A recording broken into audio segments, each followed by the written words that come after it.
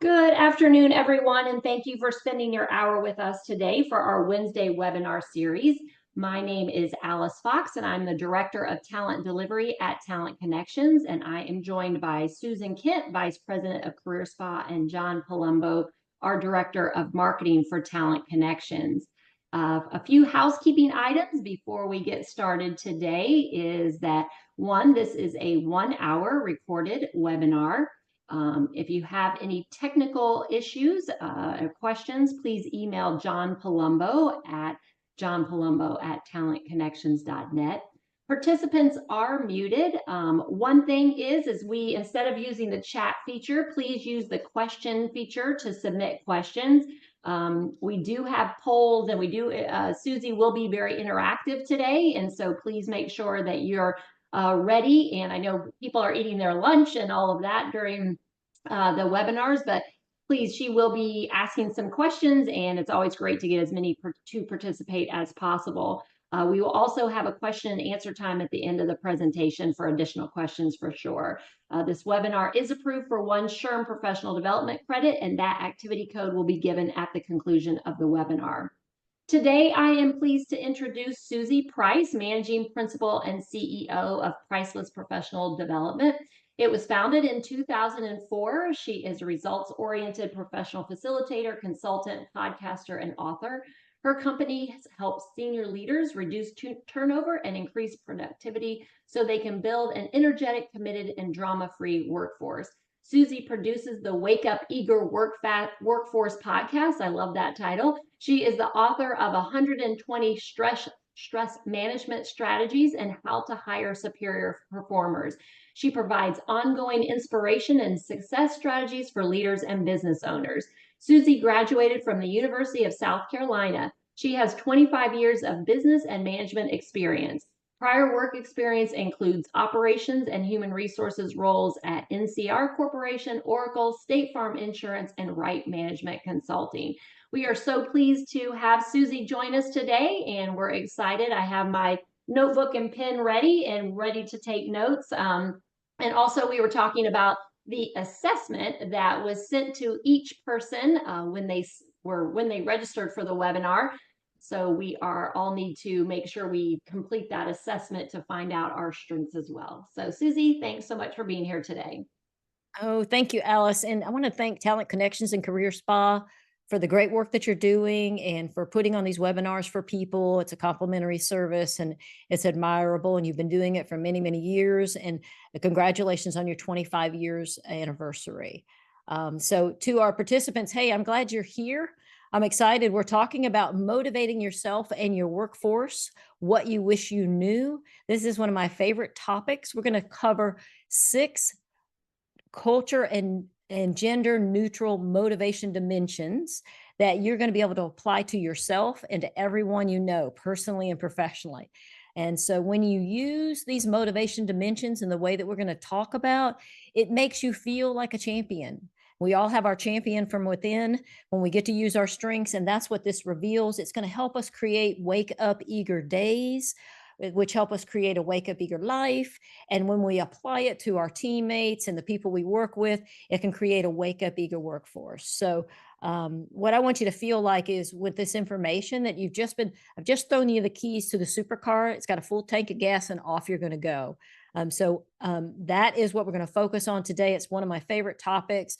I am here to serve you. And as Alice suggested is you can put, if you go to the more button and you open that up, you'll see Q&A. You can go there and type comments when I check in with you. Okay. So I'd love you to do that as you feel comfortable. You do have an opportunity, as Alice suggested or shared, to complete an assessment. And you can do that by this QR code or go to this address. It's a 22-page report. It takes about 10 minutes. And as soon as you complete it, it goes directly to you. So you don't have to talk to me to get it. And it's going to help you understand why you do what you do, why other people do what they do. And it adds a lot of value. So what I'm going to do is leave the link open. It's complimentary to everyone who's signed up here. And I'll leave that open through Friday at 5 p.m. There's also a lot of materials there. There's a debrief video and other things that you can use that will help you understand it. So I hope you'll take advantage of that. You do not need it today in order to go through what we're going to talk about. But if you did take it, you might want to pull it up as we touch on different areas and see where you scored. I've done tens of thousands of these assessments in my years of business. And these are some things that people say when they get their report. Okay, I already always knew this. It's not a big surprise, but it's neat to put language to it. I've been doing this and now I can consciously do this. That's kind of a thing that we hear.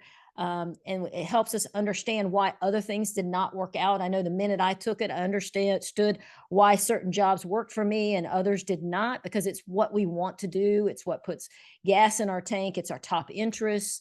What motivates us. So if it doesn't match the job, then we can feel stressed out or not motivated.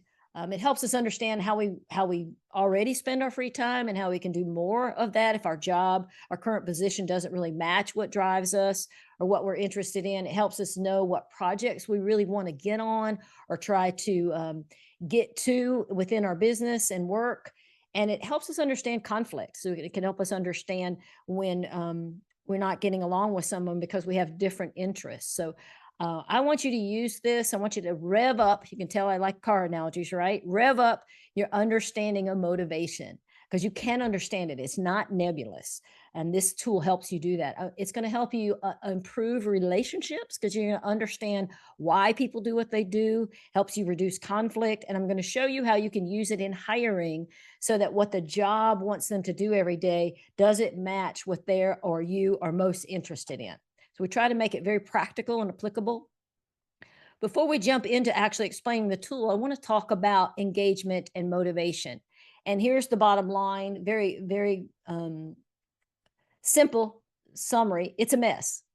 This is research from the Gallup organization. It's a global analytical and analysis firm. They do these meta analyses where they talk to millions of people all over the world and they come back with engagement. Engagement is kind of a HR term sometimes, but what it really means is involvement and enthusiasm in the work. So we want that. We want to be involved and enthusiastic in our work. And here is some of the research. I don't know if it'll surprise you if you're very familiar with it. 31% on average are engaged and involved in their work. We've got a large percentage that are not engaged. Something that I found interesting is this actively. This is when I am going to undermine the work. Not only have I stopped doing as much work, I'm now going to undermine it. I'm frustrated around it in a big way. So that's that piece. Another piece that I found very interesting in their research is a lot of people are quiet quitting, which is I'm not going to take on extra responsibility. I'm here, I'm showing it up, and I'm doing what I have to do. The loud quitting is a little bit like the actively disengaged, which is they're angry about it. They're angry that they're not getting what they want. And they may be sharing that inside the organization and outside the organization. We've all seen evidence of that on some of the social media things that go on. And then lastly, half of the population on average are actively looking for a job. So does that surprise you? If you want to put any comments in the Q&A, does this surprise you? Have you seen this before?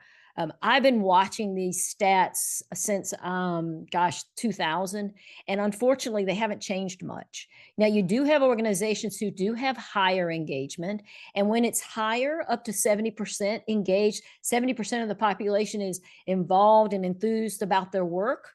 You have less turnover. You have higher customer service scores, you have higher productivity. So there's a business connection. And Gallup was the first organization to actually make that connection, that having people like their work, want to do their work, impacts the effectiveness and impacts the business.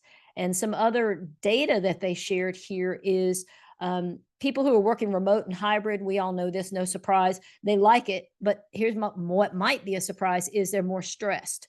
So they're not getting the connection, they're not feeling involved.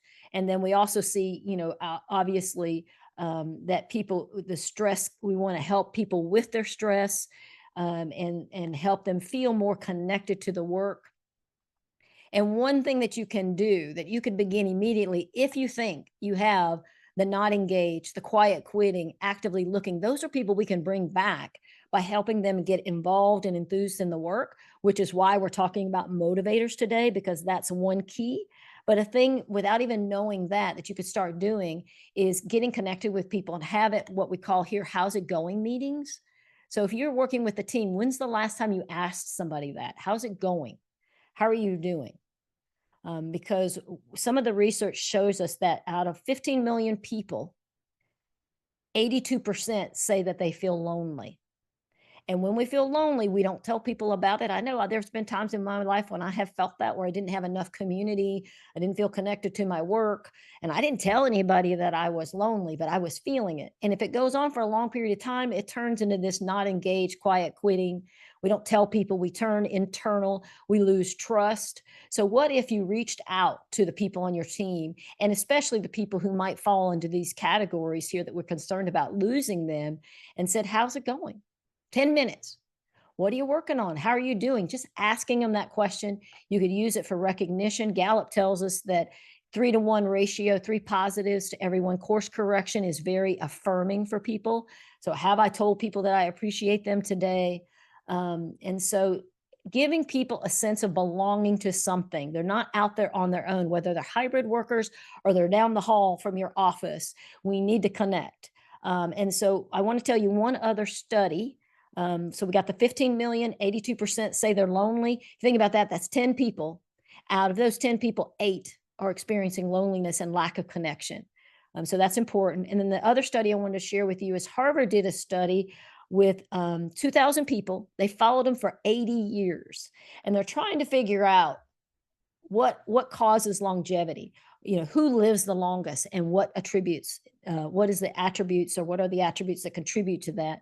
And the thing that they found out, it wasn't what they thought. It was what we're talking about here: quality connection, a sense of belonging. So that's why don't underestimate these short 10-minute meetings every week. How's it going? Creating a sense of connection. And when you look at high performing organizations that have the higher engagement, not 31%, but 72, as I mentioned, they have higher productivity and less turnover and all kinds of great things happening in their world. So don't underestimate that. We want to provide a sense of belonging. And I want to share with you a book. It's from an author out of Atlanta.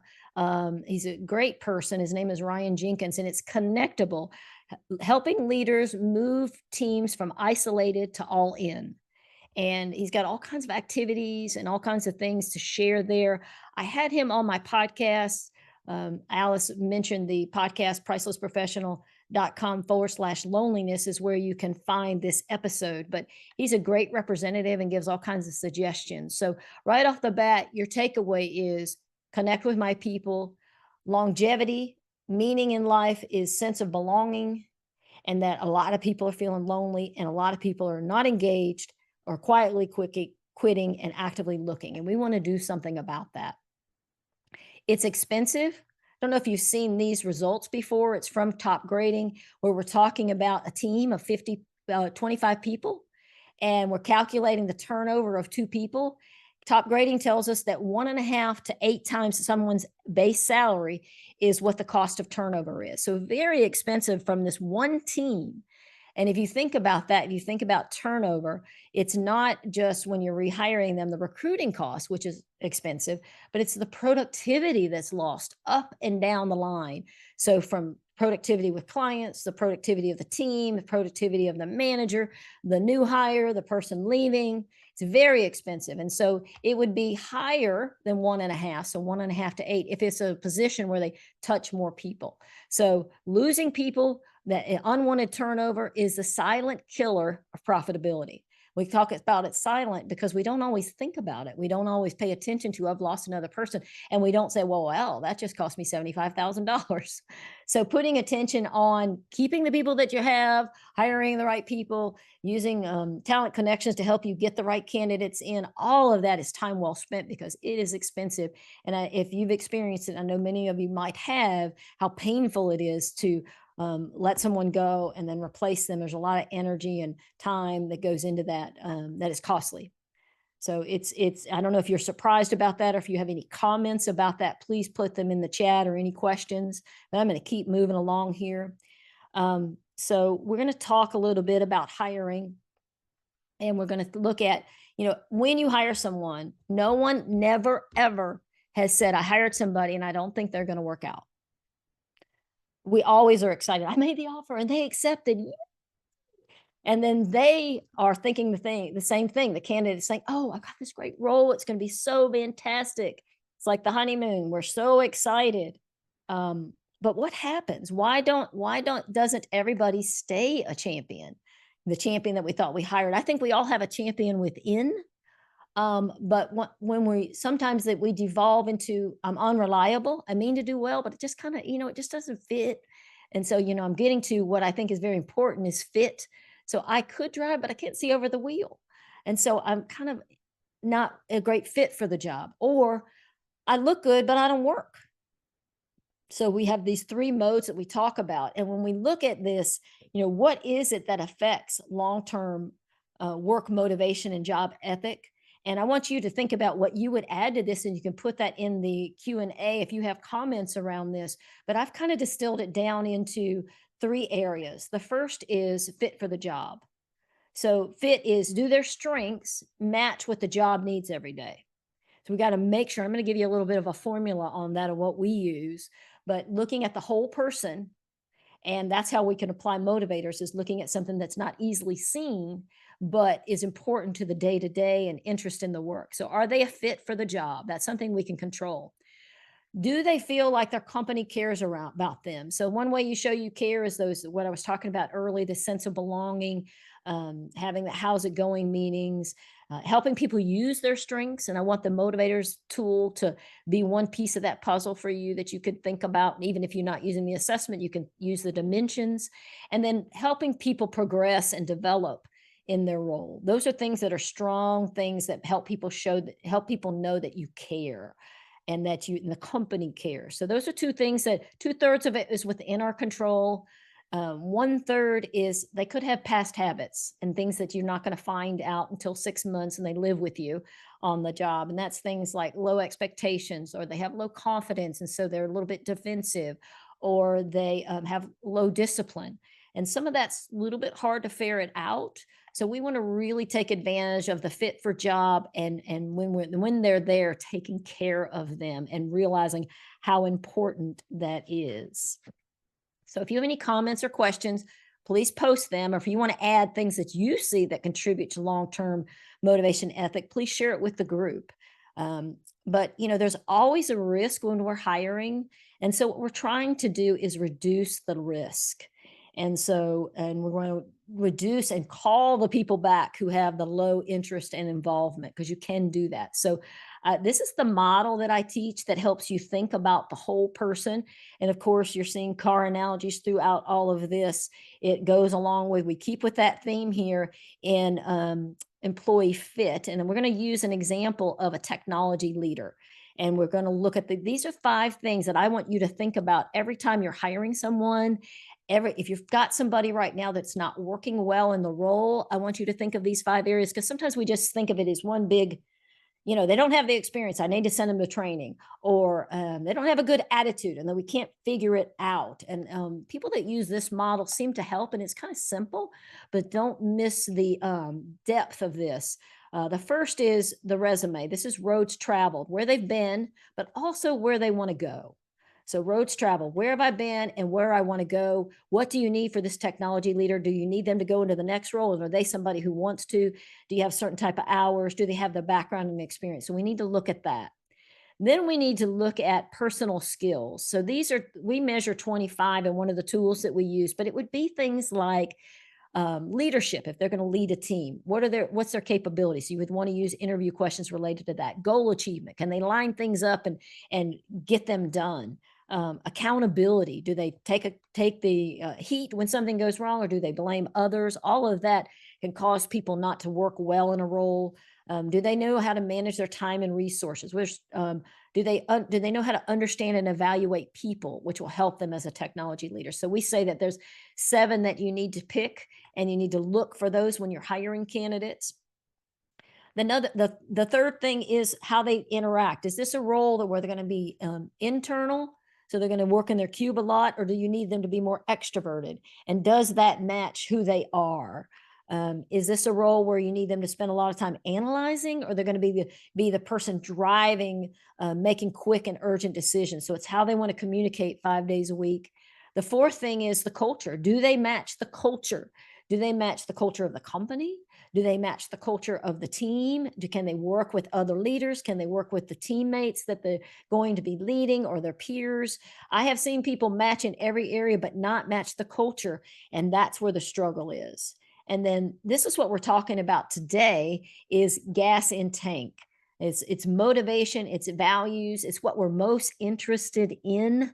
You can have a beautiful car, got the great background, got the personal skills, they match the culture, they communicate in the way that's needed for the job. It all matches who they are, this leader. But if what the job is going to reward every day doesn't match what they're most interested in doing, that beautiful car is not going anywhere. Think about gas in your tank. If you don't have any gas in your car, if my car doesn't have any gas downstairs, it is not going anywhere. And so gas and tank is what we're talking about. This is my way to lead you into this and how it fits into the big picture. What the assessment does and what this tool, these dimensions do, does not indicate all of who we are, but it gives you a snapshot of something that's really important. It's what you care about. It's nature nurture. It's what you're interested in. It's what we want to do 5 days a week. Okay, so I'm going to do a little exercise and I want you to play along. And it's a way I'm going to introduce the motivators to you. I told you early on that there are 6 gender and culture neutral motivation dimensions. And I'm going to kind of help you, without the assessment, get an insight as to what yours might be. Okay, so play along. I'm going to give you a little scenario. It's some sad news. I have sad news for you. I'm sorry to tell you this, but your 107-year-old uncle, who you'd last seen when you were 10 years old, has passed away. And you're his only living relative. And he has given to you his $25 million car collection. So very sad news. You're grieving a longtime family member that, because he traveled around the world and lived across the country, you never got to see him again past the 10 years, but you knew the legend. So you're going to spend a little time grieving this loss. And then underneath the grief, you're like, whoa, I've got this car collection now. What am I going to do with this thing? How exciting, and what an honor that he entrusted his collection to me. So you're going to have all of those feelings. And then I want you to think about, and I'm going to give you some options to choose from. What are you going to do with this car collection? And what you decide to do could tie to what motivates you and how you like to spend your time, because how you like to spend your time is how you may approach this project or this work of owning a car collection, because it's going to become a new job for you. You're going to have a new title. I'm a car collector, right? So I'm going to give you 6 options. They mirror the 6 motivation dimensions. And we move, every day I do one of these motivation dimensions, and you do too. And you would do that with your car collection. But as you look at these options, what I want you to think about is, what is most interesting to me? What do I think about when she reads this? I think, oh yeah, I like that. I'd probably spend time doing that, and spend most of my time doing that. And I want you to know that in this world, one is not better than the other. So there is no judgment. There is no, oh, you should be this. It's a nature nurture thing. It's how we came into the world with these interests, and then our environment helps shape them. And it's a beautiful thing to actually use them and claim them. So what are you going to do with this car collection? What action is most interesting to you? Here's the 6 options. I want you to pick your number 1 and your number 2. Your number 1 and 2 are what causes you, according to the assessment, to take action. The first is, I'm going to become an expert. So once everything settles down, I'm going to go study about this. And I like being an expert. I'll get some car magazines. I know I'll get on some forums. I'm going to research. The other action that might be something that's most interesting to you is, I'm going to figure out the return on investment on these bad boys. And I'm going to spend a lot of time figuring out which cars have the most value, which ones are going to grow in value. I'm going to talk to my financial advisor. I'm going to have a whole strategy around the return on investment on this beautiful gift that my lovely uncle has shared with me. Another option I'm not really going to think a lot about it. I'm just going to kind of enjoy it right now. I maybe take some. I live on the coast. I'm going to take them for a drive on the coast or down to the beach. I'm going to get them photographed. They are works of art. I may think about putting them in museums so other people can enjoy them and see them. It's the experience of them. Then I'll figure out what I'm going to do. Does that speak to you as what's most interesting to you? Maybe you say, I'm going to give them all away. I'm going to give them away. I love removing pain and suffering in the world, and I see so much of it on the weekends. I work with a charity. I'm going to help them. I'm going to maybe set up a foundation. Next option is, I've always thought it'd be interesting. I love joining clubs. We've got people doing interesting things, and I'm going to join a race car club. I've heard about them. I might become a race car driver. I'd love to get the collection photographed and maybe, get myself featured in these magazines and kind of just, show this great collection to the world. I'll be the spokesperson for the collection. I love that idea. And then the sixth option is, okay, here's what I'm thinking about right away. I think this is most interesting to me. I'm going to make sure we get the rules and regs right on what you do with some kind of collection like this. I'm going to talk to my tax people. I'm going to get a system for tracking and maintaining it. I'm going to get some structure to this. I don't think that he had much structure. I'm going to get structure applied to this. Okay. So have you picked what's most interesting to you? And remember, there's not a right or wrong. It's not better to be somebody who wants to remove pain and suffering and somebody who wants to go join a car club in this world. Okay. There's no judgment. It's all about what drives you, what's motivating you. It's nature, nurture. Pick what is most interesting to you. And then I'm going to talk about or explain these dimensions. Okay. So I said they're gender and culture neutral, that one is not better than the other. And there's 6 of them, and we want to look at what we're most interested in. And it's an indication of how we want to spend our time. So let me explain them as it relates to the car collection. And this is where you said, I want to be an expert. The first thing I thought of is, I'm going to get some car magazines. I'm going to start reading about it. So if you want to be an expert and this is your top motivator, 32% of the population has this as one of their top motivators. I mean, we have several. But 32% have, and you can see it in technology, because you think about technology, everything's always changing. You have to learn all the time. You see a lot of it there. Journalists, are always asking questions, are very curious. Any type of role where you need expertise. Like I think my hairdresser has expertise. So she's like a hairdresser expert. She knows everything about all the products, and she knows, she's the teacher of other hairdressers, so it can show up in any role.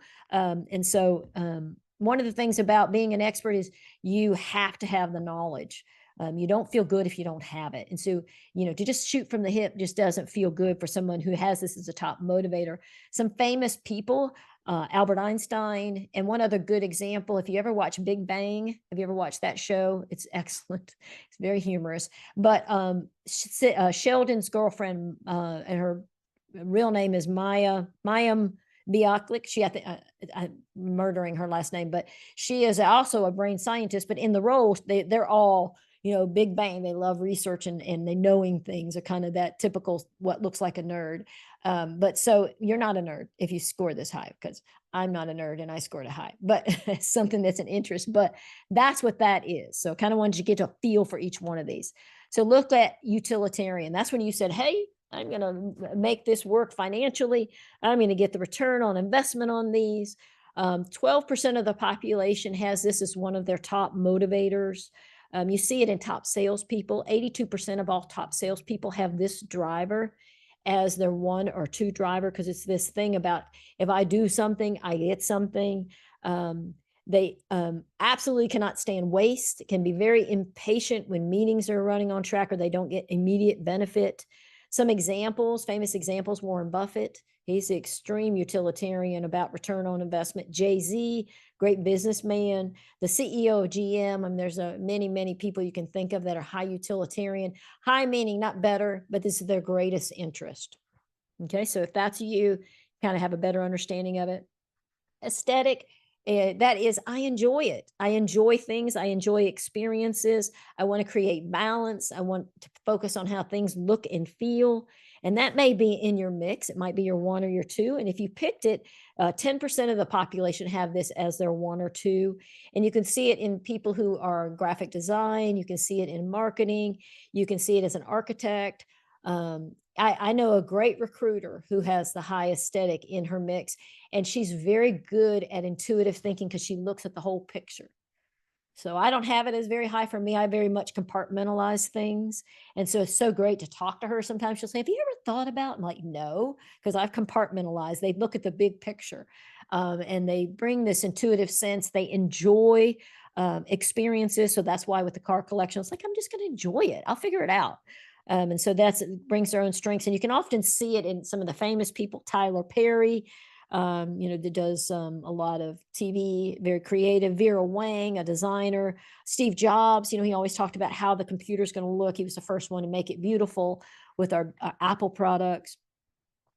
So altruistic, it says social in the assessment, but this isn't about being friendly. It's more about being altruistic. And it's more about, I want to remove pain and suffering in the world. And so I'm going to sell that daggum car collection, and I'm going to create a foundation and give it all away. So 11% of the population have this as one of their top motivators, and it is of service. So you might see them in customer service roles. You can see them as coaches. You can see them as the leader who's always coaching and mentoring others. You see it everywhere. And examples, an extreme example would be Mother Teresa. She gave up her life for service. You can see it in Ben Carson. We did the HUD, and he's a medical doctor. You can see it in Dalai Lama. So this idea of service is premier. So if that is scored high for you, you're someone who helps others all the time, and that fills your tank, because this is about filling your tank. Next, individualistic political. If you picked that and said, hey, I'm going to join a car club, this is this interest in standing out, and it's about being a spokesperson. I want to lead, I want to advance. 23% of the population has this as a top driver. So put me in, coach. I'm willing to take the hits because I'm willing to be the leader. And so you can see this in spokespeople. You can see it in sports. You can see it in sales, any kind of position where you need to be a speaker. You can see it in consulting. And some famous people you can think of, if you're here in Atlanta, Spanx founder is Sarah Blakely. And then it could be Tom Brady, Sheila Johnson of the Black Entertainment Network. And then let's do the sixth one, which is traditional regulatory, which is about structure. And that is, hey, I'm going to put rules to this car collection, standard operating procedures. And 12% of the population scored strong in this. It's you don't like having a lack of order, and you can see it in education. You can see it in finance. You can see it in military. General Patton, Rosa Parks, Tim Tebow.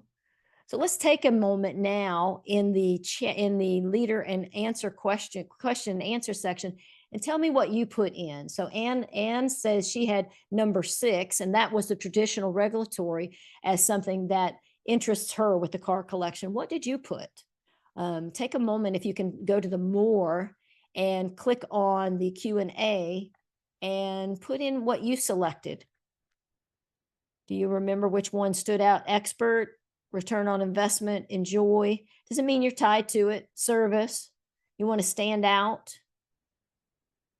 You want to create rules.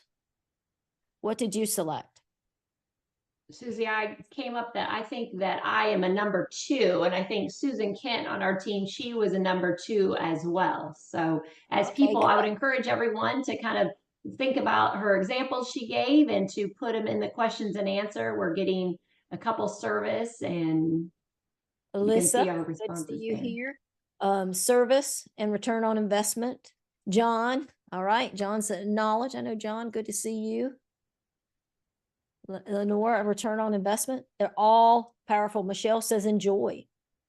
Each adds value, and each is important, and there is no judgment in this section around this. Awesome. So continue posting if you're interested. We'd love to see what you think. And also if you have questions or comments, do you have questions about these 6 drivers? Feel free to post those on here. Okay. Okay, I'll keep looking for additional comments or posts on that. And let's say oopsie, let's go back. Let's go back. A little double click there. Your 1 and 2 are what you're most interested in. Your number 6 is what you're least interested in. So when you take the assessment, or if you just look at those 6 that we covered, um, it's what you most want to do, what you least want to do. I already said about not being right or wrong. It's not about ability. It's all about capture something that we don't always think about. What am I interested in? These things, these interests can reorder, but they generally don't change. It can tell us what stresses us out. And so that can be enlightening. So then you can make better choices about how you spend your time. It also can tell us, because when we use our strengths, we can overdo them because we're so good at them and we like them so much. And so it actually, sometimes knowing what our strengths are, your top interests are your strengths. And if you are using them, sometimes we can overdo them. So it can help us with that. It can help us manage stress and help us, again, manage what we overdo. Okay. So a little history quickly, been around a long time, almost 100 years. Edward Springer figured this out. He was a German psychologist, and I love what he said. He said, I want to find a better way to account for the complex expression of our soul. And I have seen that when I talk about these things to people and I talk to them in the language of what they're most interested in, people light up. When people get to spend their time, I've seen people whose motivation was low, their involvement, enthusiasm, they were the disengaged. And when their position changes, or the things they do every day changes, or this awareness changes, they get more involved and enthused because they get to use what they're interested in.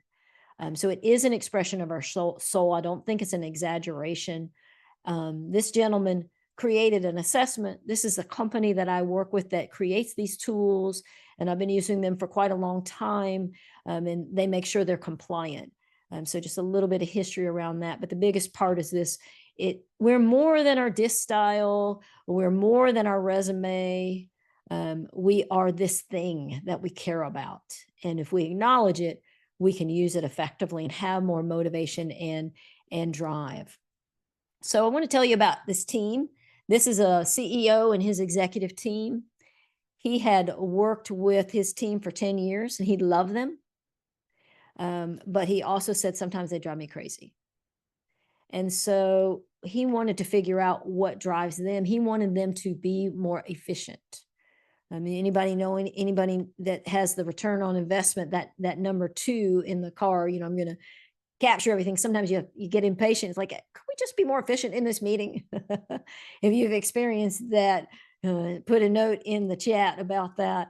But so he wanted to apply this to see if he could help him understand these people he knows really well, but also sometimes it was frustrating to him. And so we have conflict. Sometimes he would feel conflict with them. And there's 3 reasons why we have conflict. And I want you to tell me if you agree with these, if you've seen these, or if you find this interesting, or if you have other reasons that you might add. The first is we have unresolved conflict. So I had tension with you and we never cleaned it up. We never talked about it. So I'm bringing that on my back to the meeting or to our interaction, and you're bringing it to yours. So that is why we have conflict. We just never clean something up. The other is you communicated something in a way that I misunderstood it. So that can be something that's easier to resolve, but can be some misunderstanding. And the third is what we're talking about here.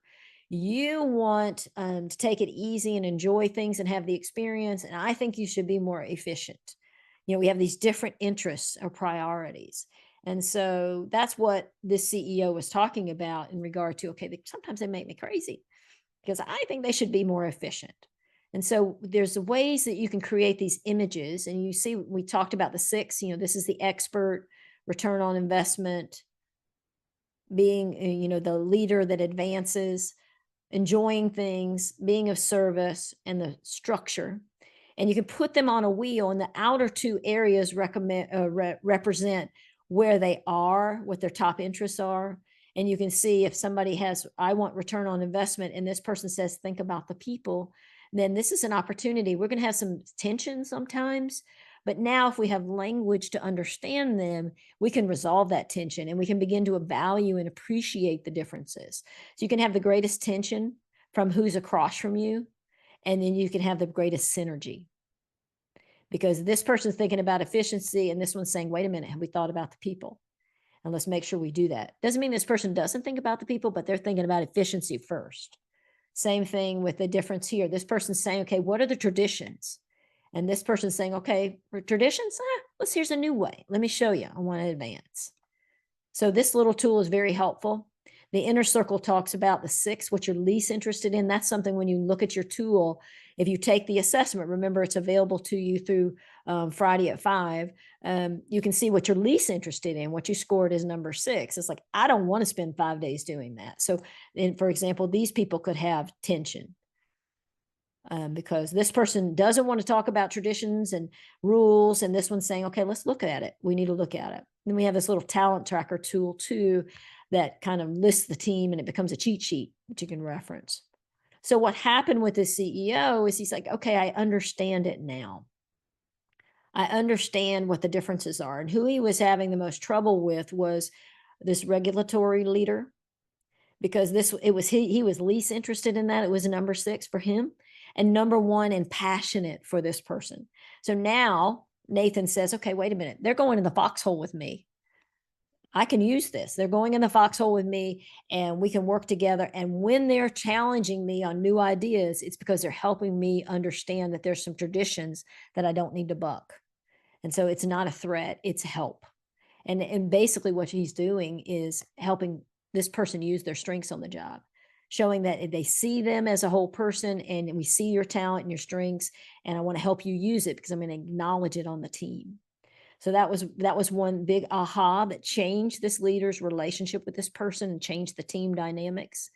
Another one was the knowledge leader. The knowledge leader is kind of like a journalist. They want to know stuff, and I'm guilty of this. I'll ask a lot of questions and like, okay, why are we doing that? And how is that important? And that's what this person was doing. And the leader was saying, oh, that makes sense, because I just felt like she was questioning everything that I was doing. No, she's just curious. And so now he knows to give projects to the knowledge leader because they want to research and be the expert. So it really has helped you decode who people are. Okay. So any comments on this? Anybody who saw their assessment have comments? Are you seeing anything in your results to help you understand how this might apply? I'm happy for you to tune in or share anything.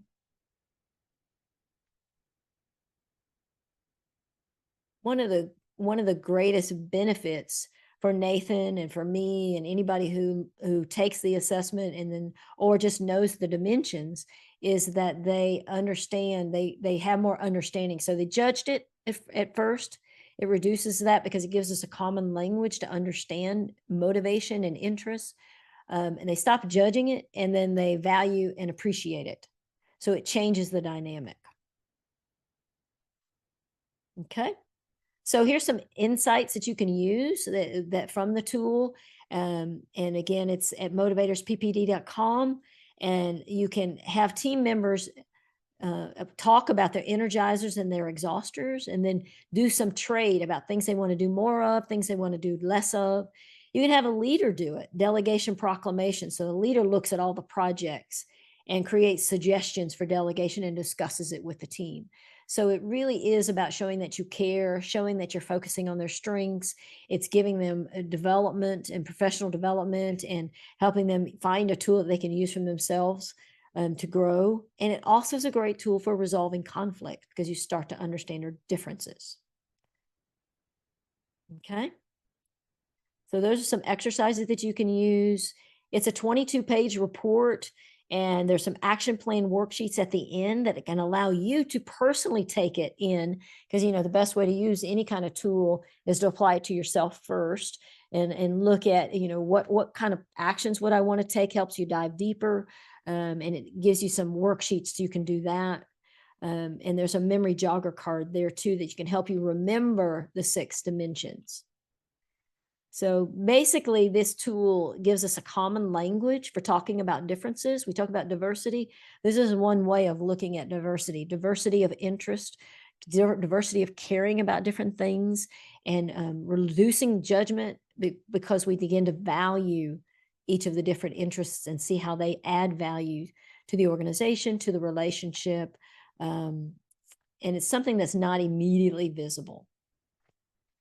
So I'm going to give you a practical tool here now for hiring. I'm going to give you some interview questions. And so if you'll get the video of this, but also maybe you want to take a screenshot of the interview questions that I'm going to share with you that help you kind of get to this without any kind of tool. Some people think that anybody, this beautiful pup, we love him in the seat of the car, but he's not going to do a great job of driving the car. Some leaders think that with training, enough training, anybody can do a job.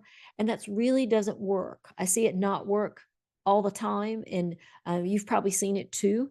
They're not always staying the leader. So we want to make sure that what the job is going to ask them to do 5 days a week matches what they want to do. And that's where the gas in tank comes in, the motivators, so that they're a champion when you interview them, so they stay a champion. This is how we maintain that job fit and help people use their strengths. This is the page that I was going to recommend that you take a picture of. These are 5 questions that I recommend that you ask in every interview. And so take a snapshot of this. And it's like peeling the onion. It's asking the same thing over and over again so you can understand. You're going to think about what motivates this person. You're trying to figure out what they're most interested in. And as they give their answers, do their answers match what they're going to have to do on the job, or is there a mismatch? What have you enjoyed the most? What have you enjoyed the least? And get them to share examples. Press for examples. That's going to help you understand. And you ask it again, but now about environments that they've worked in, because this is going to give you a little bit of the culture fit, and also it'll tell you a little bit about what drives them, what motivates them. What did you not work well in? And then what responsibilities would you like to avoid? We do provide 30 or more motivator related interview questions, so you can go access those. That page will stay open. The assessment will just stay open through Friday, but that page will be open to you if you ever want to revisit it or go grab these things, so you can ask these types of questions. But take these and use them. And if you have any comments about them or any questions, or if you do something like this, I'd love for you to share it in the chat. But when we're interviewing, we're trying to look for the whole person. And one of those things is what they're interested in and making sure it matches. So if you have any comments, please share. Hopefully you took a picture of that.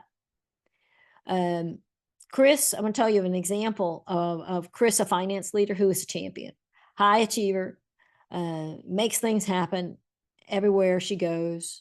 Had an opportunity to go worked for a business, fast-paced business, but it was smaller, wanted to advance. So advance, she had the individualistic as a motivator. So she wants to be in the car club with her car collection. And then also likes to learn, is going to study. And then the other thing, she had 3 that were real high, is return on investment. So all about wanting to grow in business and learn new things and share new ideas.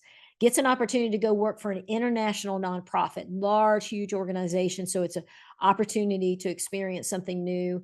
She knew the 5 areas of fit, reached out to me and said, hey, I'm working here and it's 6 months in and I'm miserable. Why am I miserable?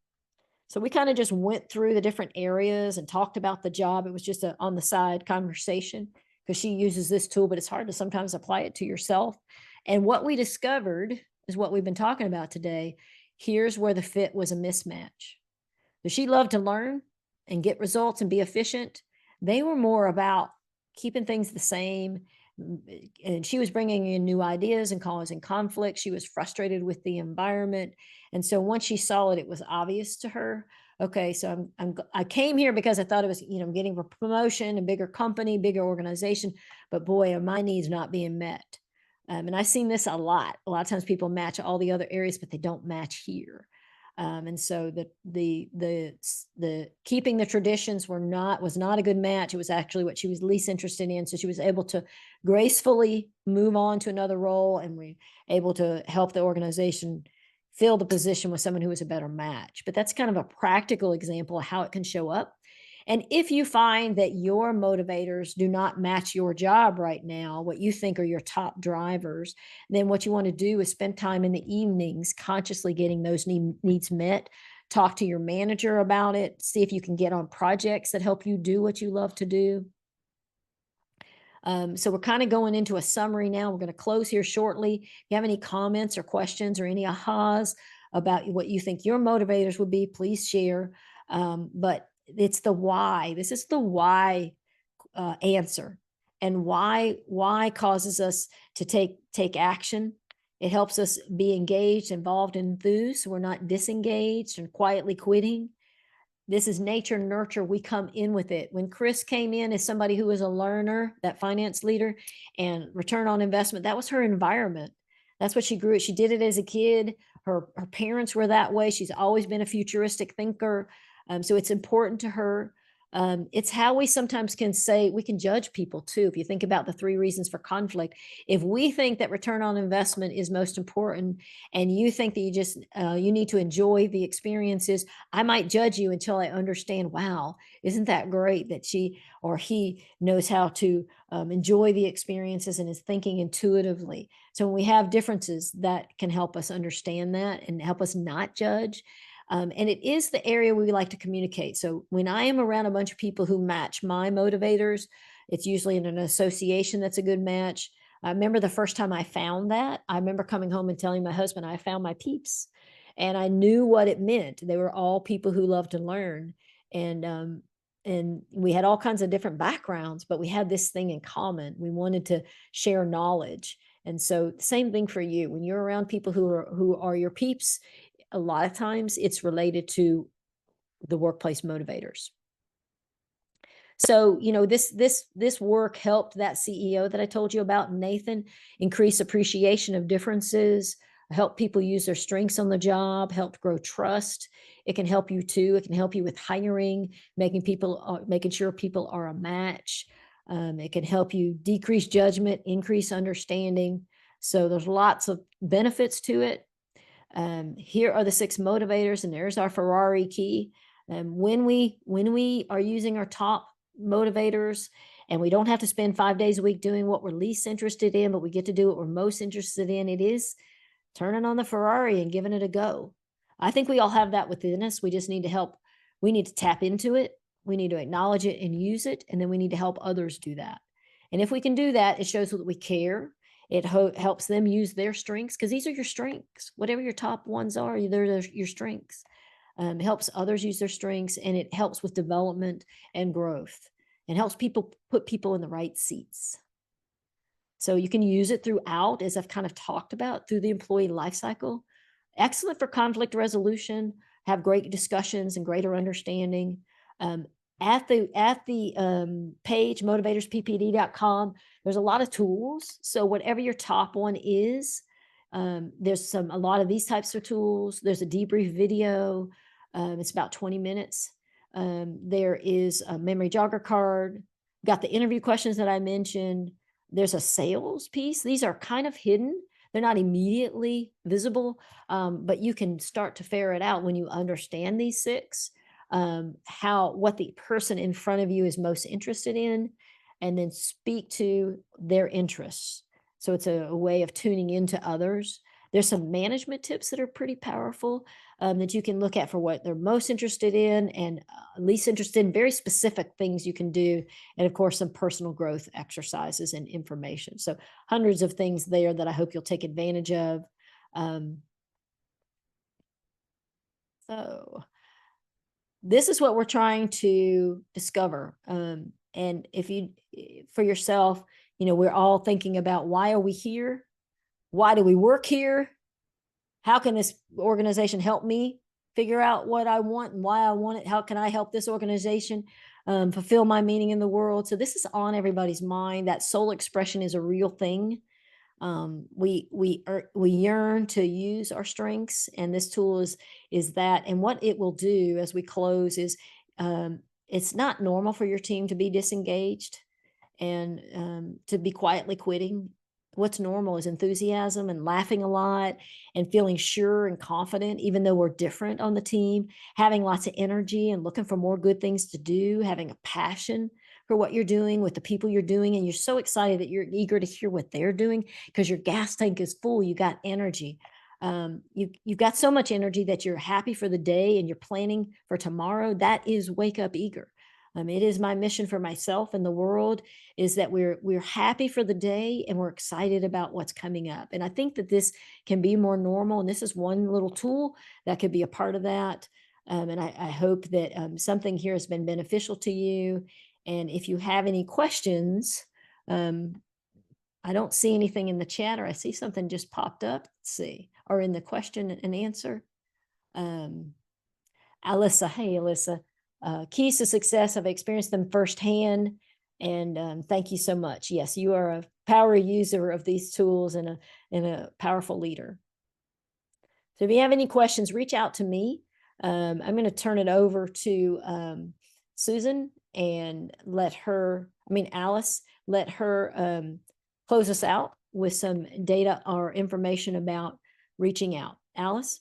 Yeah, thanks so much, Suzie, so much. As I said, we are feverishly taking notes out here. It is interesting, the just some of the statistics that you have. And I would encourage, while I'm talking with Suzie here, if you do have questions or any comments or anything, please do it in the question and answer box at the bottom, and we'll try to get to those before we close up. But one of them was just the turnover cost. I don't think people really think that, and we appreciate your plug for Talent Connections and what we do, but in terms of making, it is important to get the right hire, because it is a huge cost on the other end of it when you don't, when you don't have that good hire. So that is true. The other thing is I loved all the questions, and I'll definitely look at the website of that you mentioned and take the assessment. And it was funny when you were talking about the different styles. As I said, I was a number two. I think Susan shared she was a number two. I was interested to think of about I have boys that are car enthusiasts, so I would be interested to see if they would have been given that. They would have probably just driven a different car, a different sports car every day. Have them take the assessment, Alice. I don't mind if they take the assessment. If they're, I think your kids are grown, so if they want to take it, Yes, they are. fun to So talk yeah, about. It's I great was just family conversations. Yeah, Yes. I was just laughing when I thought, oh goodness, my boys would just be driving a different Lamborghini or something every day. But anyway, I love so that. everybody, yeah. So we have her contact Marcia asked, information, oh, Susie's contact information. Here is a I was going to question that she has. jump in real quick. And Marcia Williams asked about what was on the previous slide. And Marcia, I put it up. Hopefully you saw it. She wanted to know what the last bullet was. Perfect. And if you need that from me, just reach out. Yeah, and we will I didn't even send notate.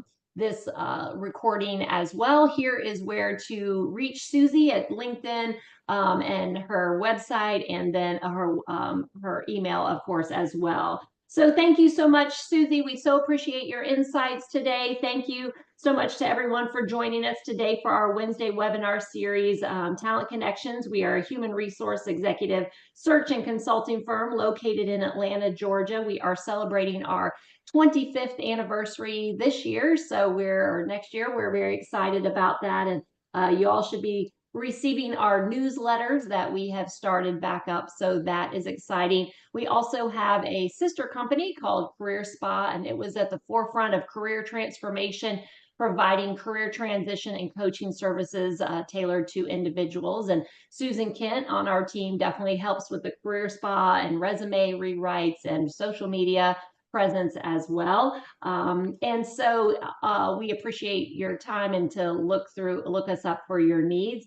Also, the activity code for this webinar is on the screen now. It's 24-3KTS9, and it has been approved for 1 professional development credit for recertification through SHRM. Please note the activity ID number on your recertification application form, and you can see the website to get for those recertifications on the SHRM website. Also, remember everyone to mark your calendars for our next Wednesday webinar, which will be Wednesday, December the 11th, same time, 12 o'clock to 1 p.m. Eastern time. And thanks so much, everyone, for sharing your day with us. Thanks again to Suzie. We appreciate your time and all of your great information. And everyone, have a great day. Take care, everybody. Go wake up eager, okay?